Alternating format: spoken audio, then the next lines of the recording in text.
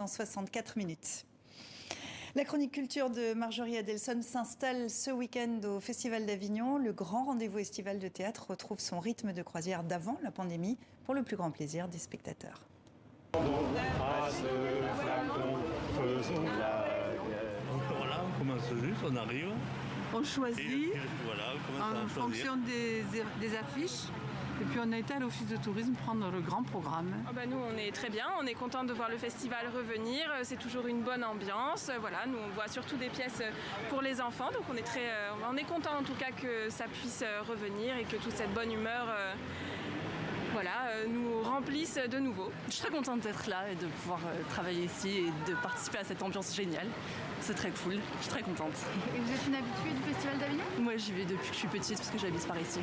Donc, ouais. Et alors qu'est-ce que vous avez prévu d'aller voir ? Je prévu d'aller voir des pièces assez engagées. Chaque année on vient voir 1, 2, 3 pièces. Voilà. Et on parlait justement d'aller voir un spectacle de danse là tout de suite. Donc, voilà, et de rire aussi. Et de rire, voilà, parce qu'on a envie. On a bien besoin d'humour et de rire. Des festivaliers heureux et une Marjorie Adelson heureuse. Peut-être aussi, bonsoir Marjorie, on vous retrouve en direct du Festival d'Avignon qui souffle cette année sa 76e bougie. Oui, exactement. Il y a pas mal d'ambiance déjà, même si le festival a ouvert seulement hier. Vous avez entendu les festivaliers.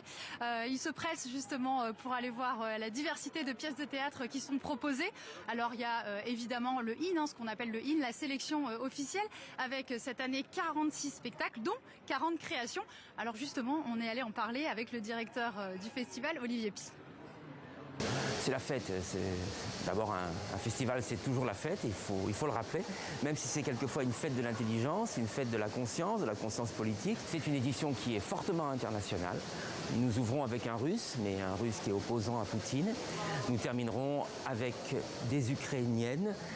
C'est dire que le monde vibre toujours au Festival d'Avignon. Oui, l'édition est paritaire depuis 2 éditions. On est heureux d'avoir réussi cet exploit, car c'en est un. Mais bon, le monde change et c'est tant mieux. Et le festival change avec lui.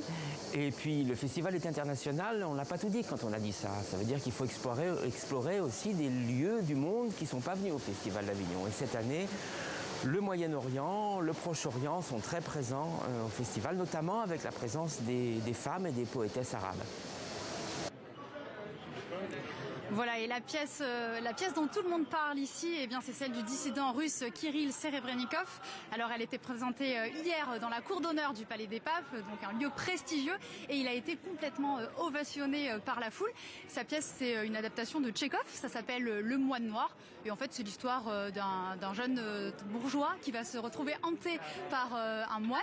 Alors, on est allé voir Kirill Serebrennikov, qui est qualifié de révolutionnaire, pour lui demander justement, en tant que metteur en scène, comment est-ce qu'il travaille. C'était avec Marion Lampageux.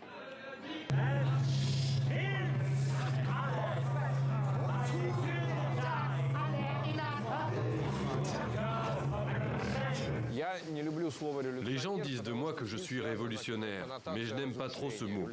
Ça a une connotation de destruction. Et les révolutionnaires, souvent, même s'ils ont des idées de liberté, d'égalité, ça finit souvent dans le sang.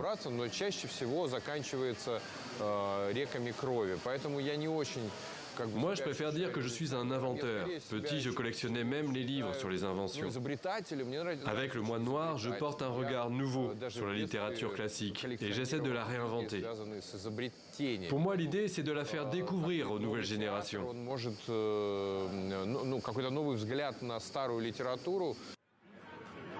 Voilà, et puis une pièce en prise avec l'actualité, puisque à la fin du spectacle, il y avait sur la cour d'honneur du Palais des Papes une grande photo avec marqué Stop the War, donc non à la guerre, en référence bien sûr au conflit qu'il y a actuellement en Ukraine. Voilà, mais Avignon, c'est aussi des choses un petit peu plus légères, notamment dans le off où il y a plus de 1500 pièces. Et du coup, je vous ai doté une petite pépite. Ça s'appelle Indomptable et c'est joué par Leila Amara. L'histoire, eh bien, c'est une jeune femme d'origine algérienne qui décide d'aller sur scène malgré la vie pas toujours favorable de ses parents. Regardez. Maman, moi je pourrais jamais être une princesse. Ah Leila, pourquoi tu dis ça?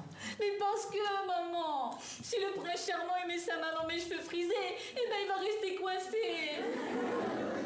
Ah, c'est bien ma fille. Comment tu crois j'ai attrapé ton père?